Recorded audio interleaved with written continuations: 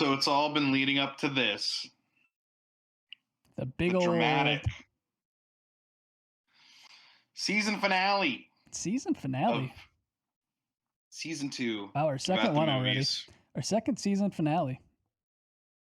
featuring directors Burning through. the Coen brothers, Paul Verhoeven, then no more Paul Verhoeven, and then we had Chris LaMartina join us, and we had another Paul Thomas Anderson, join us for a quick film, It's not like a we quick switched film, out the Pauls real long quick. film. We had to switch out the Pauls.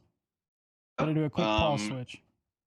It's like how like Jake Paul was like more popular than Logan Paul, Ugh. and then Logan Paul was Get like, them, get them off. They get I'm gonna no, fight, they get no I'm gonna fight time. everybody. They get no time on our podcast. They get no time in Is our that not content. is that not what this show's about? They I get no thought. time. Ladies and gentlemen, before we get Okay. started in season 2, I just want to take the first half and just make sure that you like and subscribe. A lot of you that watch these on YouTube are not subscribed, and thank you to all of our audio listeners. We're just get that out of the way quickly and roll right into the show. So, Aaron, Absolutely. Let's talk. So this is the last Coen brothers film that we watched for the show Mhm. this season, and they were my director. But I have a habit of talking a lot on this show, on our movie shows, and you have a lot of history and appreciation, I believe, for this film. So I just want to start with you, and I want to hear about like your history with this movie Yeah. and how you felt going into it and how it felt revisiting it. So I think I was 16 in 2007. So that was like, obviously those are pretty formative years. I mean, when you're 16 and really deciding, I always enjoyed films, but I think when I first sat down to watch No Country for Old Men, and remember, I watched. So these are the movies that I watched in this weekend where I think that made me decide that I really wanted to be a film maker and like work in content, work in film. I watched No Country for Old Men. I watched There Will Be Blood, which we covered last week, and I watched American Gangster. I watched those 3 movies Wow. all in one weekend because I was home alone, and that was like my favorite thing to do. Like I would just go and rent movies. Even before then, like my mom would take me. I'd rent a bunch of movies, and that's how I would like fill myself up in the weekend, living in the middle of nowhere because we live far out of town. Like I couldn't get Can anywhere. we get a quick side review of American Gangster? Oh, man, it was probably. I mean, it's been 14 years now, so I'll do the best I can. I really enjoyed the movie. I think Denzel Washington did a perfect job acting in that role. I really liked the story that they told and kind of watching him go from like top to bottom, and just the whole Oh, like drug running scene was pretty cool. Definitely one we're gonna have to cover again and watch again because I remember really enjoying this awesome. movie. Yeah, I love that. It's so funny that I mean, it's just for some reason this year for me too, even though we are um, a few years apart. I remember my brother. He worked at like a CD warehouse, which was like this. I don't know if it was a chain or not, but it was this store where people bought and sold used media all the time. Mhm. So he would just buy. He would come home with like DVDs, just DVDs and DVDs and DVDs. And if he didn't like it, he'd take it back to work and sell it. And if he did like it, he'd keep it. So I have a specific memory of these 2007 movies as well, and that's one that I didn't even realize was 2007, but it makes perfect sense because I remember watching all of those movies in the same place in my bedroom on the same crappy DVD player on Yeah, my it's wild, crappy man, to think TV. back in that. Like even Juno came out in 2007. Uh, So that's uh, why. I mean, 2007 was a good year for film. I mean, we all know that. Everybody who likes that was a really good year. But my initial reaction to No Country for Old Men, I thought it was at that point in time, 16-year-old me, who at this point has already spent 3 years in like film production in high school, was really like that's when it's like sold the deal. But growing up in a small town, even though I was always involved in film and making as like a hobby and like photography and stuff, it was never really seen as something that I could be doing outside of it. It was always like, oh, it's a hobby or it's something that I'll be doing on the side. So like, no offense to like my parents, I don't mean any like bad things about this. It's like they didn't like promote that. It was like go to college, get a job. We talked about that in some shooting the bit. So you can go and watch those episodes of our kind of our backstories. But watching these films really like made me want to do this. And No Country for Old Men has stuck with me for 14 years. The way that that film, first of all, the story is out of is out of this world. The story is absolutely insane. I mean, talking about like Moss finding the money, and then you got Chigurh tracking him down, and then the sheriff and everybody involved and the ins and outs. And there's not that many characters. Like when you actually like, There's only like, yeah, like real characters that matter, that are yeah, integral to the plot. There's like six maybe, and you have your three leads plus Woody Harrelson plus Brolin's wife, and yeah, that's pretty much it. You know, yeah, it's crazy. I mean, when you look at the cast that was built for this, not that high up there, but I think everybody's performance was well done. I mean, Tommy Lee Jones did well as the sheriff, Brolin as Moss, Bardem as Chigurh, and just I think everybody, even down to Moss's mother-in-law or the wife's mother there when she's in that taxi cab and she's like, I don't know why we're doing this. I have where's my prednisone? yeah, and that's like she's like then she gets to the train and she's like, oh, thank you, somebody to help us. And I just think everybody did a really good job acting in this movie and really propelled the story along. This story was based off of a book, though, which was cool that I found out. I didn't realize that. That was something I looked up after the fact. I didn't realize that until I started like researching a little more. That was actually like off of a book, which is cool. I'd have to And not only that too, but a Cormac McCarthy novel that initially received like pretty mixed reviews. And I don't know, I haven't read the book, so I can't speak on it. But I do think it's interesting that a lot of the praise for this film, it's not surprising because it's something we notice with all of the Coen brothers films and their writing in particular. But a lot of the praise for this film was directed at its screenplay, yeah. and the writing behind it.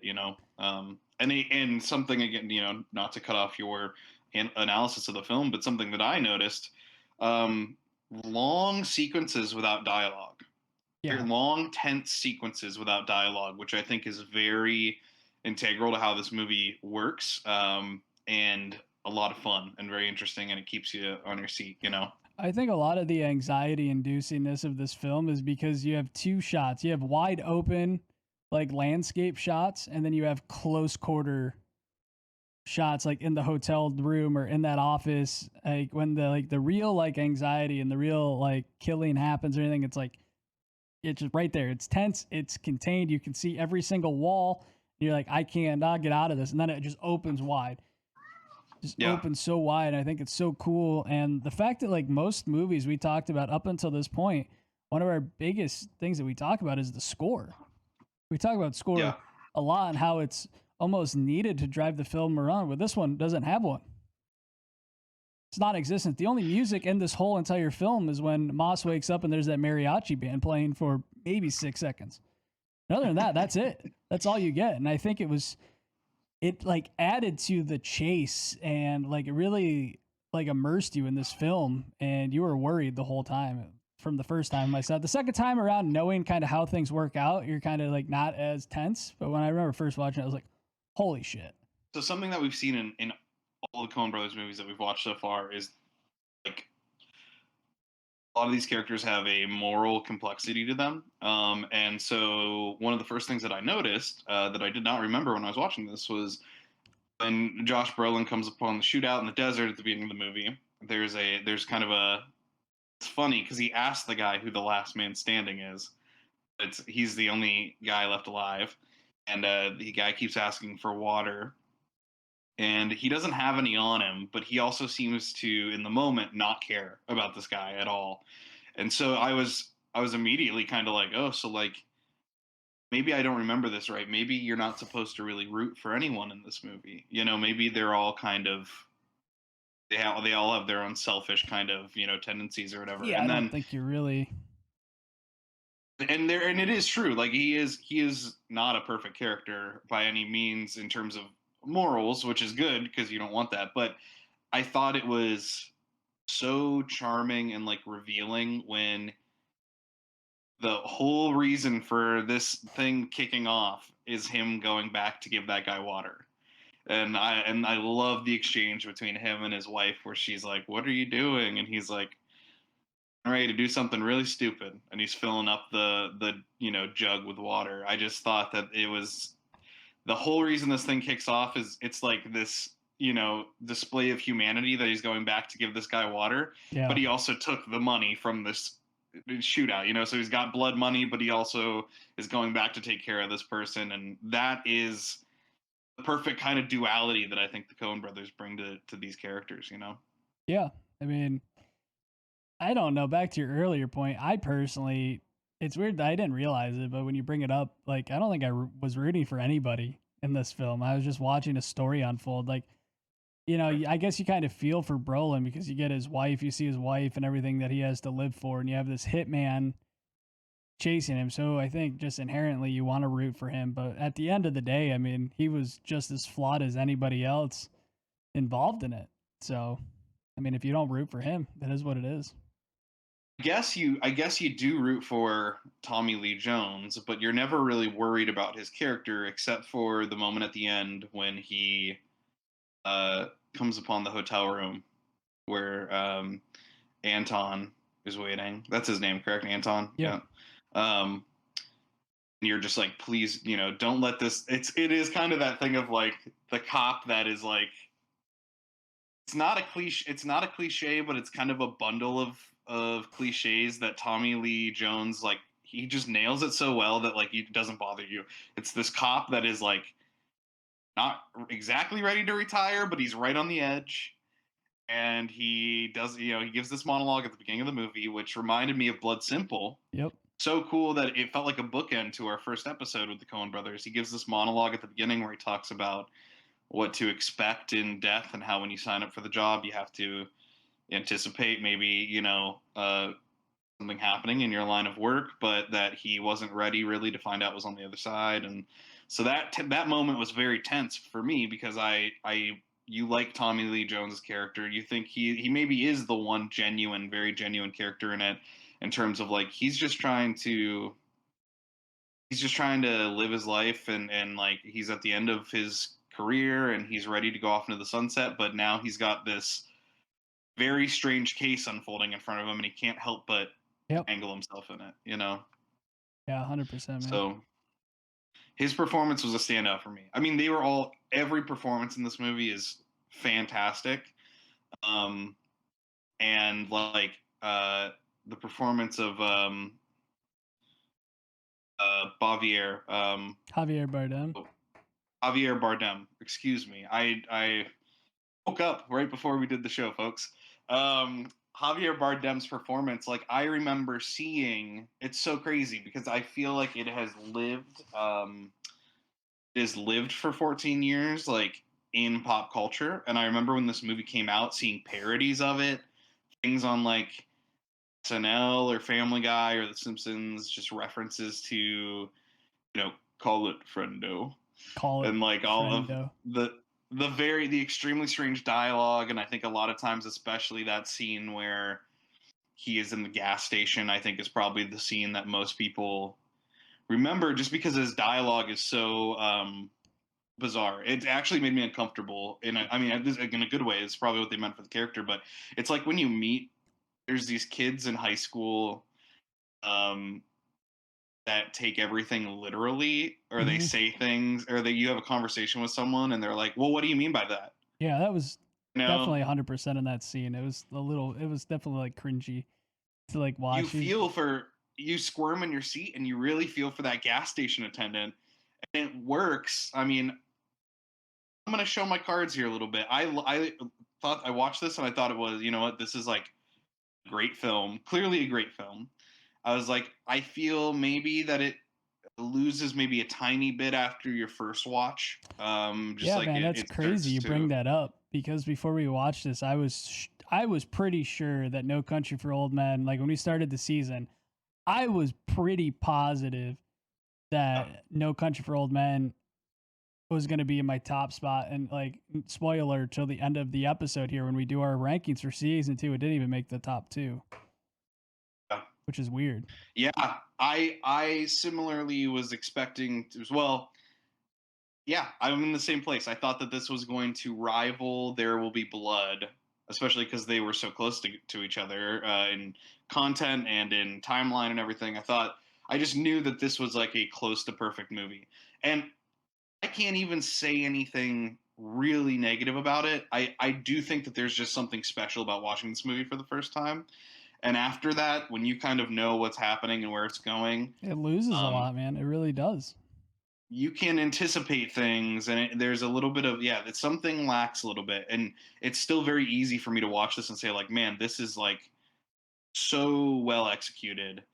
It's more of a just an enjoyment factor. There were Yeah. maybe some scenes that were maybe a little long in the tooth, I would say, or some moments where the pacing's a little bit slow. Um, all of that aside, all of this to say, just talking about this movie is making me realize how much I love it. Like having this conversation about how real it made me feel when that conversation made me squirm in my seat. Yeah. And I knew the result of that conversation. I knew he was going to be okay, but I still felt so tense about that coin So did I, toss. man. It was a tense like No, situation when, he's sitting there, he's like, what time do you close? And he's like, well, we close now. He's like, when do you normally close? He's like, dark. And it's like, you're like just let him go. Like this huh? guy, he has nothing to do with anything. He doesn't need to No, die. and Just then let him go. even like at the end, you Um, still get that like tense thing when he was like, don't put it in your pocket with the rest of them. He's like, then it just yeah, becomes a normal quarter. That was your lucky quarter. And the guy's is like, why was this my lucky quarter? Like, he why? says he says where should I put it? And Harvey Wardem says anywhere but your pocket.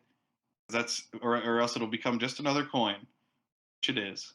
Hmm. And you're just like, I hate you, like so, like I hate like you love it because it's amazing writing and the character is so uniquely written, but you're like, oh, this guy is such a in that scene he is being a prick to this guy for being a prick. That's the only Yep. reason is to just be a prick, and that guy has no idea how close he came to you know what do I stand to win? Everything. He has no idea how close he came to losing Yep. everything. And something that is, correct me if I'm wrong, but I don't think so. It's something that really struck me watching this time because I did not remember the outcome of this is not knowing what happens to Josh Brolin's wife. Yeah. Um, she refuses to call it and cuts to Javier leaving, and gets hit by the car. I think you could probably presume that he killed her based on his um, based on his line of thinking and he has a procedure for these kinds of things. As long as she You didn't know, see him, though. If she didn't see him there, then she's probably not dead. possibility. He doesn't seem like the forgiving type, but he does offer her the coin toss, which was interesting and cool. More than he offered, I believe you have my stapler guy. When he just busts in and shoots him right in the neck. Yeah. Yep. I knew What his a name. great two. What a I this gotta is. I gotta give him credit because he's in a lot of stuff. I knew his name before. What this is? He's in a lot. Oh, Stephen Root. That's who it is. He's in a lot of Oh movies. yeah. Yeah, You get Stephen my. Root. So I again, this is my brain lagging and catching up. I didn't realize you were referencing Office Space. I was like, was there a scene in this movie where a guy had Oh somebody's yeah. stapler and he? No, I was referencing But Office yeah, no, Space. he kills Stephen Root, he's in Oh Brother Where Art Thou. Um, Also obviously Office Space, Get Out, Get Out. Yeah, King of the Hill. Um, plays a creepy role in man, Get Out. His role in Get Out is disturbing. I yeah, I would like to do, and we'll get into that someday. We'll do that's an after the movies thing. Maybe someday we'll do maybe around the Halloween season we'll do a horror month or something, and we'll do some director free stuff. But um, what a unique way to kill people. First of all, even the shotgun with the like the spray, like the silencer, is wild. And this movie is very, it's like little bouts of very intense violence. Like a lot of it'll go for a while until there is they are close to each other and there's a shootout or something, and then there's just like, boom, 3 people died in the past like 2 minutes, and it's bloody, and then the movie just goes back into its normal pace. But the compressed air gun, this almost felt like horror adjacent to me when this movie came out. And not that this movie is, but like the first time I saw it, being a 13-year-old, that was such an inventive way to have someone kill somebody, and such a smart, strategic way to have somebody kill somebody. It still sticks with me. It's just such an inventive choice, you know. Yeah, it was cool. I liked it. It was neat. Yeah, man. This movie wrestles with like a lot of the same. I like that this is the last episode of our season, because this is a theme in movies that we see, or a theme that we've seen in the Coen Brothers movies all the time. This reminded me most of Blood Simple, which we watched at the beginning of the season. But there's also themes, Raising Arizona does it way more comedically, but there's also themes of like fate and coincidence in that movie. And what you feel entitled to, and what you are born to be, and whether you can change that. Yeah. And the other big one that I would draw, just based on the crime element and based on those themes, a movie we didn't watch for this season, but that I would highly recommend everyone should watch, Fargo. This reminded me a lot of Fargo. And surprisingly enough, as much as the Coen brothers return to that well of themes, their storytelling abilities are so solid and so well executed that I don't think that these movies feel like they're repeating themselves or anything. They all feel distinctly like a part of their time. The closest it might be is that this does feel almost like an updated version of Blood Simple in setting and because that movie was filmed in the 80s. Now here's a movie that actually takes place in the 80s but was filmed in 2012. Yeah, it comes pretty close. Is this the first time? I think it is. It was neat. This is the first time that we've had the same actor in 2 separate directors in a season. Now this is only the second season, but it's still cool that we had an actor from Paul Verhoeven and also the Coen brothers. Who was that? Brolin. Oh wow! I didn't even think about in one of the best movies of the season, and I'm not even going to say one of. If we get to our rankings and Hollow Man isn't at the bottom of your list, I might have to quit the show. Absolutely the turd in the punch bowl of the season. It's not at the bottom of my list though. It's not? No. Wow. You'll have to wait and shocked. See, ladies and gentlemen. What did we watch that was worse than Hollow Man? You'll have to wait and see. You'll have to wait and see our rankings. I think I know what it is. Should we get into it? I mean, what else? I'm trying to think if there's anything else that we want to cover about No Country for Old Men. I think we did a good job covering it. I think we talked about, we had both of our like analyses and what we thought on that. But yeah, let's roll into the rankings, man. I'd love to hear your rankings first, and then we'll hear my blasphemous rankings. Absolutely. Okay, so again, this movie, I think it's going to be interesting going into these rankings, because I don't think these ended up the way that I thought they were for me, and I think that you said the same. But this, I would still say No Country for Old Men is I'm just going to say it's a definite recommend from both of us, especially if you haven't seen it. We chose a good director, 2 good directors, but not 2 different good directors. I don't want to, before the season wraps up, I do want to clear out the air. I think that Paul Verhoeven is an excellent director. I think that he really he didn't lose focus. I think he got sucked into doing a movie that even he is quoted to say that he wish he never did. And I don't want to discredit Paul Verhoeven at all, because RoboCop was a great movie. Starship Troopers is fun. I remember watching that as a kid, and even Total Recall is good, which we didn't end up doing. And honestly, I wish we did Total Recall and skipped Hollow Man, but we ended up living in a world, because we both saw Total Recall pretty recently. Right, exactly. But not like recently enough to like watch it again. So we were in that weird spot. And then everything else after like before Hollow Man, like, and then after, like, he kind of gets off the rails a little bit. And the reason why we took it off is because L was a French film and it was subtitles. Not that there's anything wrong with that. We just watched Train to Busan, which is an excellent movie, and that's all subtitles. A South Korean film. Nothing wrong with that. But just the way the season was going, we needed a little pep up. We needed to kind of like tie everything together because it was kind of going all over the place. So Yeah, and I think it worked out. I don't think we could have thought of a better 1-2 punch than There Will Be Blood in this movie. yeah, Truly. And I also think, for what it's worth, even Starship Troopers, which we'll see. But I think that people who haven't seen that movie before, there's something that you can still get from that movie if you haven't seen it before. But without further ado, my rankings for the season. I'm going to start at number 10 and go down and make my way down to number 1. So for me, the worst movie we watched this season was Hollow Man.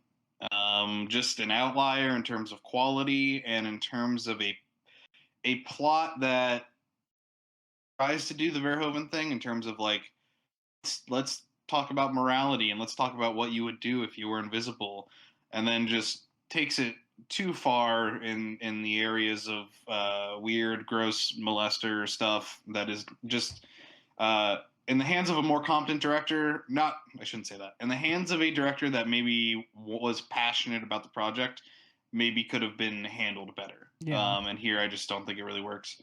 Number 9 for me. This is shocking, and I hope this. I'm worried I'm gonna upset you again. Oh, Brother, Where Art Thou? Number 9 for me. My least favorite of the Coen brothers films that we watched for this season. A first watch for me. A perfectly charming film. A movie that I really enjoyed watching. Different film, different feel than the rest of the movies we watched. We described this as a Saturday, Sunday morning kind of movie. It felt a little bit going to church. Yeah. Um, but in a nostalgic way that is enjoyable, and you get to see George Clooney sing and dance, and the performances are fun. So I think that I maybe just don't have the history with this one that some people do. And that's okay because I still enjoyed it. And like from here on out, I mean, these are movies that I would recommend seeing. So number 8 for me is No Country for Old Men. Wow. Because I again finished it. We watched it the other night. I said, this is a great movie, but I don't know that I feel the need to return to this often, because No, it I think is that that's. very. I think it's a last watch for me. I think it's a last watch. I don't think I want to watch it again It's either. interesting. It's very impactful. I think maybe if you were watching it with someone else for the first time, that could be pretty interesting and fun. But I happen to feel that out of the movies that we've watched from the Coen brothers that explore these same themes, think that there are other Coen brothers movies that we'll get to that have more of an endless rewatchability. There's Yeah. one in particular that I think I could watch on a monthly basis, and we'll talk about it. So number 4 for me, or number 4, excuse me, number 7, Starship Troopers. A movie I enjoyed more than you, but admit that this also loses a lot of its charm Hmm. when you revisit it. It is a great movie for teenagers who are learning what fascism is, Yeah. and it is can be fun to revisit in parts still. Parts of it work, parts of it definitely don't. And it kind of feels like two different halves of it's like you took two movies and spliced them together. Um, Still, even with all of the spotty social commentary stuff, which is well intentioned but maybe doesn't land, I think it's a solid action sci-fi movie. But I still think that it pales in comparison to the other Verhoeven film that we watched this season that I think is just an excellent movie in that camp. Number 6 for me is going to be The Big Lebowski, which I love and enjoy very much and has a very nostalgic place in my heart. And I don't know what I can say about The Big Lebowski that hasn't already been said, other than it is a comfort movie. It's like when I don't know what I'm hungry for and I pour myself a bowl of cereal, This is like I don't know what to watch or I don't know what I'm in the mood for. It's something that I can just throw on and I know it through and through, and it makes me happy. It's a great film. There were some more surprises, though. I think this is maybe not even a ranking in terms of like quality or in terms of objective ranking, but there's some other movies this season that surprised me. Yeah. That's why they're getting kind of top billing. So number 5 for me, the best Paul Verhoeven film that we watched, and maybe his best film in what I've seen, RoboCop. This movie is great, a great action sci-fi film that is surprisingly in these wild and crazy times, in these divided times, it is a movie that satirizes the problems with authority and capitalism and a lot of issues that people are obviously still dealing with 40 years later. And it's not like the smartest movie in the world or anything, but I think it is what Verhoeven does best, which is if you took all that stuff out, this would still be a really fun sci-fi action movie. Yeah. But a pinch of that stuff on top, and it ages well, surprisingly. It's good stuff. Um, so number 4 is going to be Blood Simple, a movie that I watched for the first time during quarantine. The Coen brothers' first film, and this is this is kind of where that comes in, where it's like maybe not the 4th best movie out of this whole group of movies, but I was so interested in seeing what they did first, and so pleasantly surprised with it, and seeing where they started and knowing where they end up, that I just think that this is a one that may be easy to overlook. Because it's not a well-known Coen Brothers movie, but I would highly recommend that if you're like a Coen Brothers fan or a fan of the other movies on this list and you really like their writing and stuff, it's absolutely worth a watch. Just kind of lays the groundwork for the rest of the movies we watched this season. Number 3 for me, Ruby Blood. I think this movie is near perfect, and it makes me want to do a Paul Thomas Anderson season. 100%. That's all I really have to say. It is a masterpiece in movies that you watch when you are younger and you go, I don't know what's happening. I know it's good. And then you revisit it like 5 years later and you go, oh, it's really good. And it doesn't need to be super complex or have 1,000 characters to be good. It can just be a super compelling story. Yep. You don't have to love oil men of the 1930s to watch this movie But boy, and do be I. like, But boy, do I. but it helps. It sure Hey, does help. new Lomo T-shirt. You don't have to be an oil man from the 1930s. ... On the back, but it sure helps. But it sure helps. Number 2 for me, a personal favorite movie of mine. Again, probably not the second best movie that we watched this season, but just goddamn, do I love WNUF Halloween Special. It is another movie that I can throw on anytime I want. It is a perfect party movie. I put it on the background. People can pay attention to it or not. They're like, this is weird. What is this? Look and feel of it are unmatched. I don't know anything else. I don't own anything else in my collection that makes me feel quite as nostalgic as this movie does. Yeah. And I just think that it is unique to everything that we've watched so far, and it actually has more of a connection to our next season, which we'll talk about, which Sure I'm does. excited for. Which means my number 1 movie of the season. I'm sorry to rant for 10 minutes, but my number 1 movie of the season, Raising Arizona, a movie that I watched, thought this is a 5-star film. This is the most fun I've had watching a movie in so long. I can't remember like having this much fun watching another movie. Even like any like new movies. Movies suck. I'm learning quickly that movies suck, but this one doesn't. This one is you could describe it's for everyone. Because you go to somebody who doesn't care about film and you say you want to watch a movie where Nicolas Cage kidnaps a baby and is married to a parole officer and there is a biker from hell that is chasing after them to get the baby back, and they go, that sounds crazy. I would watch that. And then you go to a film snob and you say, "Do you want to watch a Coen Brothers film where Nicolas Cage steals a baby and a biker from hell chases them to get the baby back?" And the film snob says, "Yes."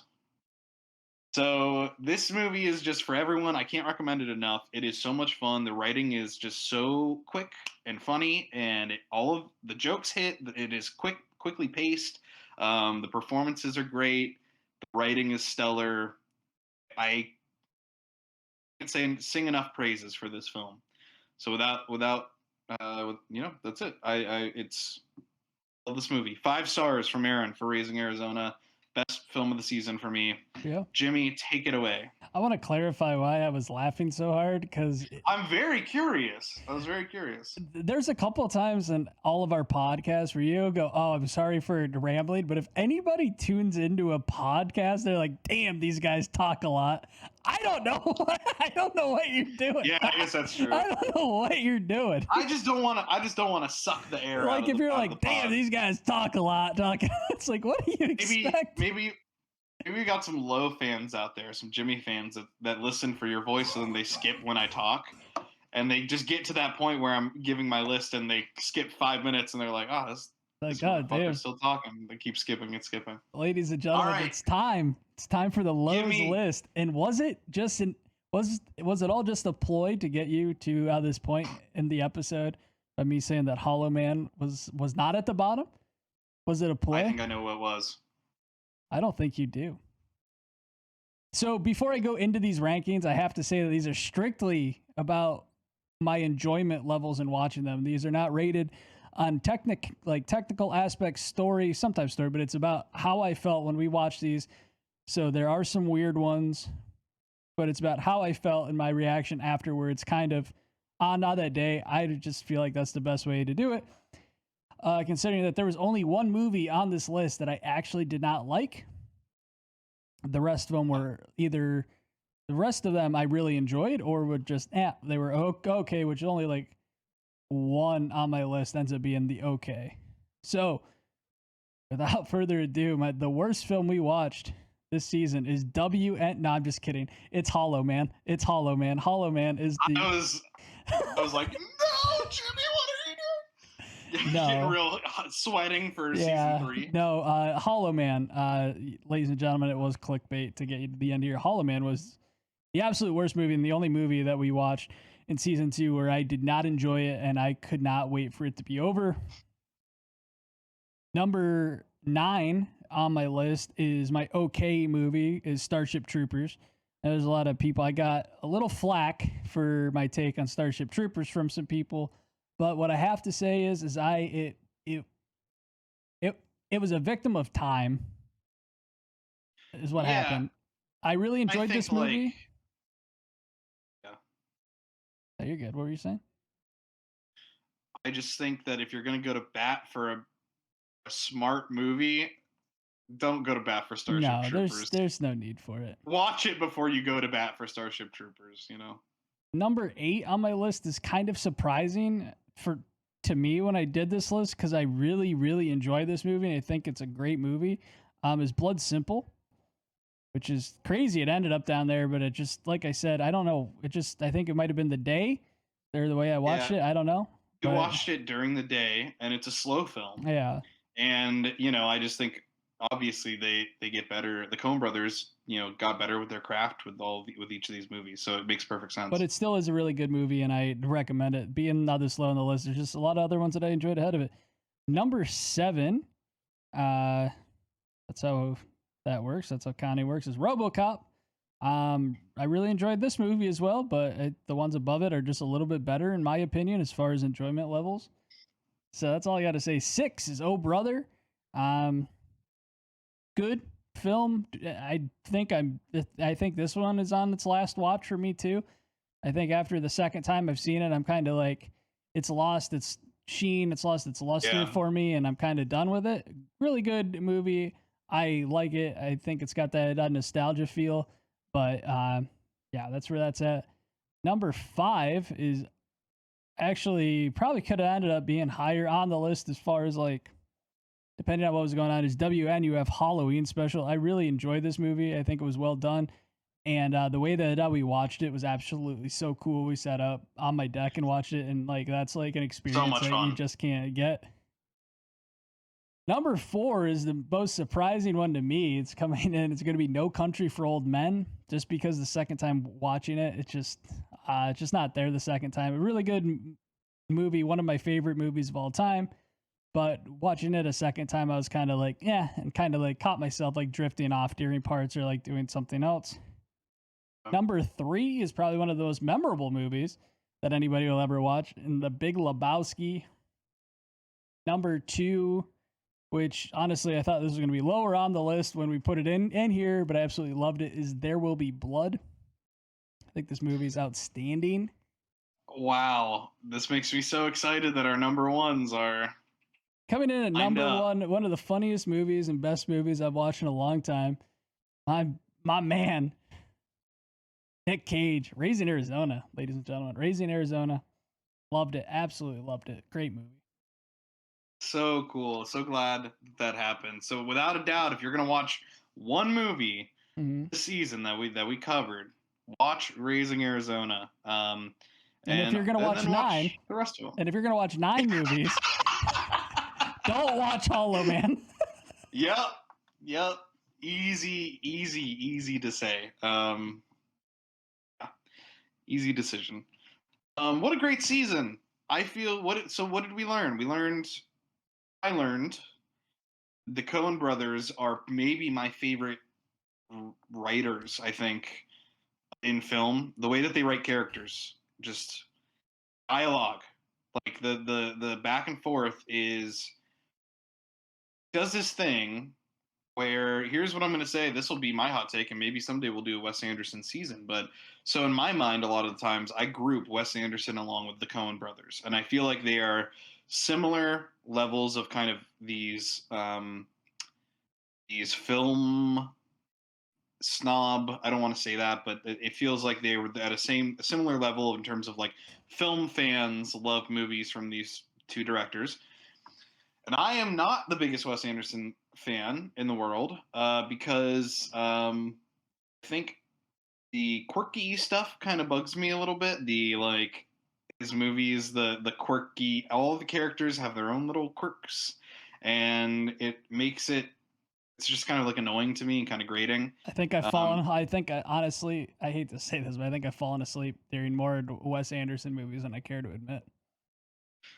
yeah, it's just I don't know how many times can you see like Owen Wilson and Bill Murray and like salmon colored shorts speaking in And all of French his and be movies like, are this is exciting. all of his movies are like you're flipping a book too, which is cool, but also too there's only a couple times where anyways, that's a whole nother we don't need to talk Yeah, about we'll this. get into some. I guess so. A lot of times when people talk about Wes Anderson, sometimes I frame myself as a like I am more of a Coen Brothers fan because I think they do the quirky thing. They create these characters, but they don't feel like they are like animated drawings or 2D objects that are just propped up. They feel like well developed, unique characters and the way that they interact with each other and the way they're written. I mean, I think that the Wes Anderson is kind of this style over substance, where Coen Brothers are substance and style in equal measure a Yeah, lot of the I time. agree. I think they hit that sweet spot for me. So that's my big takeaway from them is just writing tips and how to write characters and dialogue and make sure that the characters are thoroughly developed and are not just little props in your Mhm. thing. I think characters sometimes uh, more important than plot, which sounds like a crazy thing to say, but a lot of times these movies, I mean, look at No Country for Old Men. The plot is secondary to the way the characters are. The plot is almost just a way to get the characters to interact with each other Yeah. because it's so simple. It's just a hitman trying to retrieve this money from someone who stole it. But the reason that you show up and watch the movie is for for Javier Bardem's dialogue and his performance for these characters, and their performances. So, and what would you say? What would you take away from the Coen Brothers?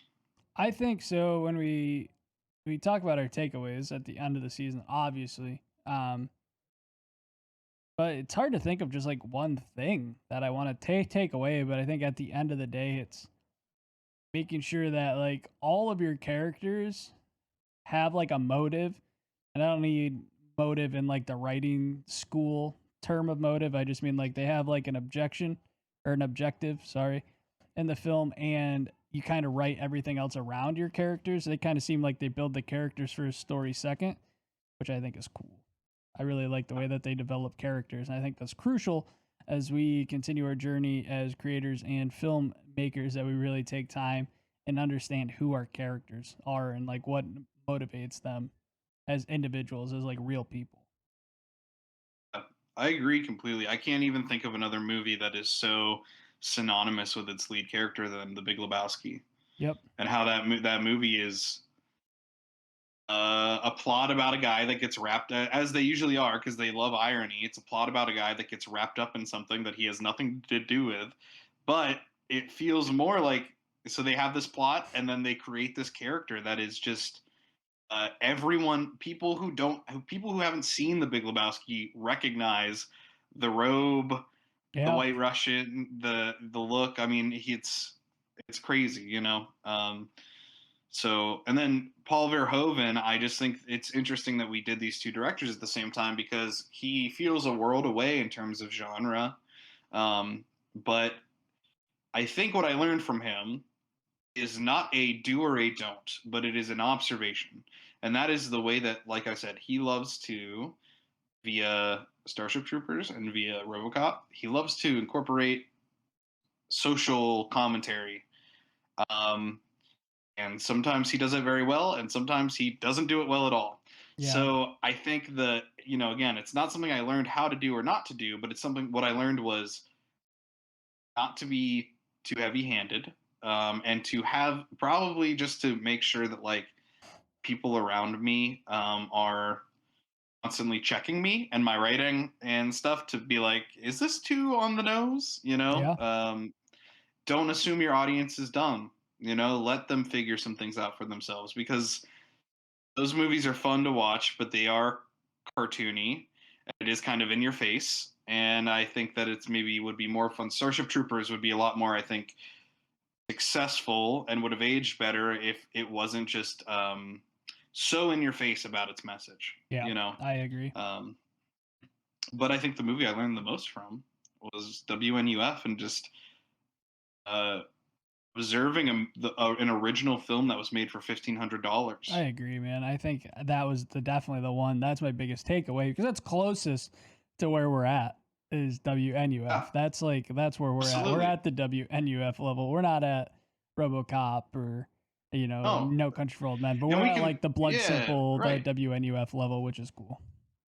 We can take lessons from these movies, but to know, you can take lessons from these movies till the cows come home. If you write a movie that we can't make, Yep. doesn't really matter. And so to see an original movie be made for $1,500, to observe a fresh narrative device, I think for me, a fresh framing device I hadn't seen in other movies before. It balances on the found footage line, but it is different than found footage. You don't ask yourself, why are these people still recording this or anything? The idea that somebody blank tape in, went to bed, taped this Halloween special or whatever, and then Mhm. how this tape has preserved for so many years is just so much fun. And it also, I think, has to do with the way that we're filming even sketches and shorts right now. That movie gives them an outlet to have a movie that is essentially only maybe an hour long, and then to cut it up with these fake advertisements and commercials, and have things that add to the movie, and puff out the runtime, that Yeah, I are love enjoyable that. to watch. I You know? love that. I think my takeaway from Verhoeven before we start closing up our season Yeah, finale here is you talk about it from like a writer perspective, and that's, I think a lot of our viewers know from now, like you're like the writing guy and I'm more of like the director, kind of like overseeing definitely. things. So I took Verhoeven, what I'm taking back from him is like it's not always a good idea to do something for the money. Yeah, And I Absolutely. think it's like, he made a I'm saying this, I don't know, I didn't look up on it, but Hollow Man was like a very big like money grab. It had Kevin Bacon right in the front of it. Like you look at the poster and you know that like there was a lot of money involved in making this film. And even after the fact, like Verhoeven kicks himself for even doing this film. And I don't want to ever kick myself because I did a film for money. Yeah. And I lost touch about like what I truly love and why I started this in the whole point, the whole beginning. So Yeah. It feels like the opposite of a passion project. mhm. It feels like somebody turning in their homework and copied it from someone else, but Yeah. made it just different enough that you're like, okay, maybe Paul Verhoeven did this. Yeah. Um, so let's talk about season 3. We got some interesting things going on. Thank you so much if you are a fan of the show. If you watched through this season, we really appreciate it. We appreciate the shares.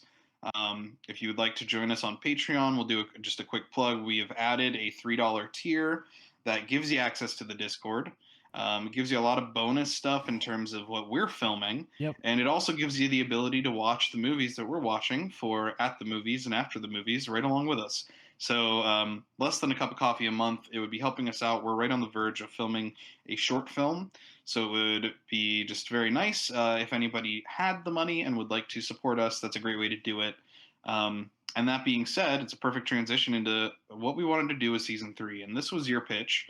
And it's a very fun and exciting idea. So I want to hear about where did this come from and what are Yeah. we doing? Yeah. 1 second though, for our audio listeners, that's going to be patreon.com/LoMo Media Yes. for Yep. anybody that's interested. So yeah, man, season 3. I'm so excited for this. Um, so it's crazy. Like when I think about this, and I'm not saying like we obviously don't have the platform where like we're yet, like eventually we will, and that's what we're working for. We don't have the platform yet where like we would review like an independent film, and then like all of our viewers are going to go out. It's going to get like this big traction, and it's going to get this like resurgence. We don't have the this platform yet, but eventually we will, and that's what we're working towards. But what else are we working towards? We're working on making like a film company, an independent film company for ourselves, and doing everything we're doing. Everything we do is independent. We're doing it ourselves. We don't bring in anybody. We don't go to like producers. We make our own shows. We make our own web series. We make our own films. So I was like, why not take a show that we love doing? Let's analyze these independent films as we make our first short. Why not? Absolutely. I think it's just a beautiful idea. As we film our first short as a company, we're watching these independent films, and we got some great ones, and it might change. So we're not really going to we'll give you a week's notice on what Yep. film, so you can watch them. On like season 1 and 2, where we let you know the whole entire season, and there was some surprises along the way, we'll give you a week's notice on what film we're watching next and where you can watch them. Going to be 10 different directors. And what I'll say is that we've got locked in. We have 2 local films, local meaning directors that and actually I believe one of the directors at some point was local to Pittsburgh as well as Erie, and I think that they are now in New York. Um, but we have a director that has some ties to Erie, which is where I live, as well as and we have another director with ties to Erie. So we have 2 guests and films that are local locked in. We are working on getting a Pittsburgh film on the season. And these episodes, the reason I'm coming out, I'm not going to tell you what the movie is or who they are yet, but the reason that I am bringing this up is because we would love to feature more of these films that are actually independent. Because the way that we kind of approached this was we asked people to send us their films, and we got a few responses, and so it's exciting to have those 3 episodes in particular being lined up, and they are kind of based on the availability of the director, so that we can talk to them about it. But because we are operating on a week-to-week basis, the roll call is not over yet. Yep. So what we have right now is 7 films that are pulled from a list of the top independent films of the 21st century, all within the past 10 years. We decided would be the time frame, and there is a surprise film as always that breaks that rule, but it is an independent film still. It's just from a little bit earlier. So we have 7 films picked out, but we would love to show your film on At the Movies. So if you are an independent filmmaker or you know someone who is, please get a hold of us on social media. We are very responsive, and you can email us at contactlomomedia@gmail.com. Let's set something up because we want to showcase your movie. We want to watch your movie. We want to talk to you about it, and we want to get our fan base that is still growing. We want to share that platform and be able to platform some great up and coming artists. Mm-hmm. So yeah, I think it's going to be a great season. I'm excited. We picked some movies that are a lot of fun, and they range in genres and they range in diversity in terms of directors, because that's something that we haven't really had yet. We've talked about the Coen brothers and Paul Verhoeven and Scorsese and Cronenberg, so we wanted to shake it up a little bit and just make sure that everyone's getting a turn. And I think that we picked some really interesting movies, and I hope that we get some more interesting movies from you guys. And also, too, before season 3, it will not be airing next week because we are taking a week off. Vacation, all I ever wanted. Jimmy's going home, baby. He's Yep. going home for a little bit, and I'm just gonna I'm gonna keep watching movies, but they're not gonna be for the pod. We're going to keep doing other stuff that we have going on. It's not like it's a vacation. There's still a lot more to do at LoMo HQ that we'll keep but we just, the way that the recording's working out, and I want to take a little break between seasons just in case there's some last minute directors that want to get their independent films in. We're going to start promoting. We'll do a week of promotion again, and then we'll kind of roll into what season or what episode 1 of season 3 will be. As always, we'll give you a week's notice on what we're watching and where you can watch it. Okay, does that mean that we're not announcing episode 1? Should I be tight-lipped? Hold it. Held. Just all in right, case. Folks, that's it. Thank you so much again for joining us for this season. Had a ton of fun as always. Think we learned a lot. A show that is near and dear to my heart, especially as we move into filming a short film of our own. So I hope that other people are enjoying this as much as we are, and I can't wait to see what kind of different stuff we can get into next season. So, yeah, buddy.